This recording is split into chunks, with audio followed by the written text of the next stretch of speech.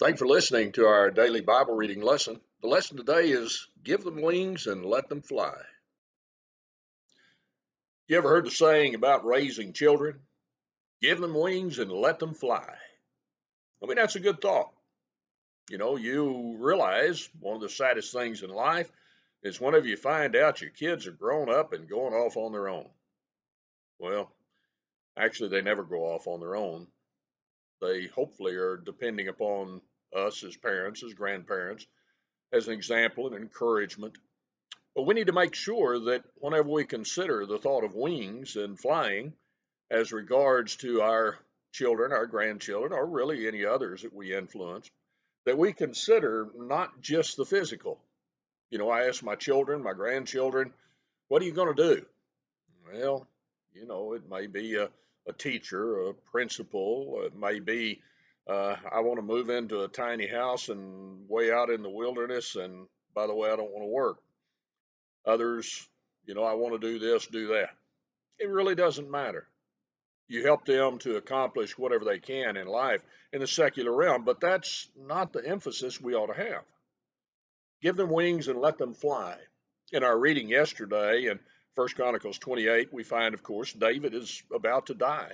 There's a transition from him being king to Solomon being king.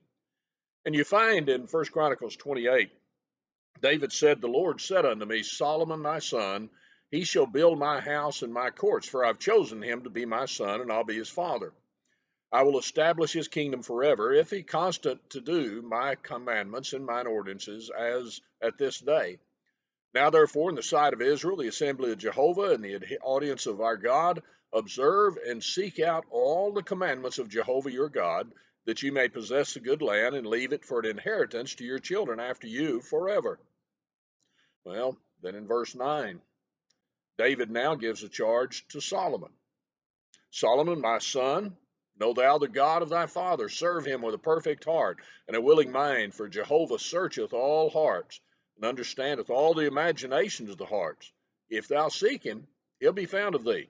But if thou forsake him, he'll cast thee off forever. We look, and our children, our grandchildren need to know that we want them to have wings and to fly. But we want them to know that the flight pattern that we desire for their lives is to seek first the kingdom of God and his righteousness, Matthew 6 and verse 33. That our goal for them is to do whatever they do in life, whether it be the one who moves into a tiny house, whether it be the one who is a school administrator, doesn't make any difference. Seek first the kingdom of God. Do things according to his will. Never compromise those things. We need to make sure that they not only hear those things from us as we bring them up in the nurture and admonition of the Lord, but they see it in our life.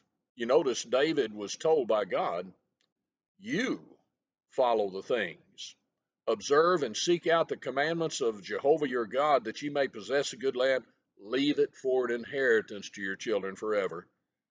Whenever our children and grandchildren take flight, they need to realize that the place where they're flying, the course they're on, is one that was set before them by those who loved them so dearly in this earth. I pray that we are striving to give wings and let them fly to all that we have influence upon, but to make sure that we're instructing them as God would have us to, and giving an example that is godly. Thank you for listening. You have a great day.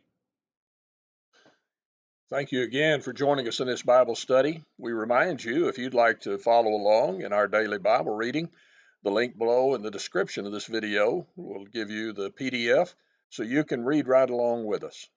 If you have any other questions, or if you'd like information on a Bible study, contact us with the information provided on the screen before you.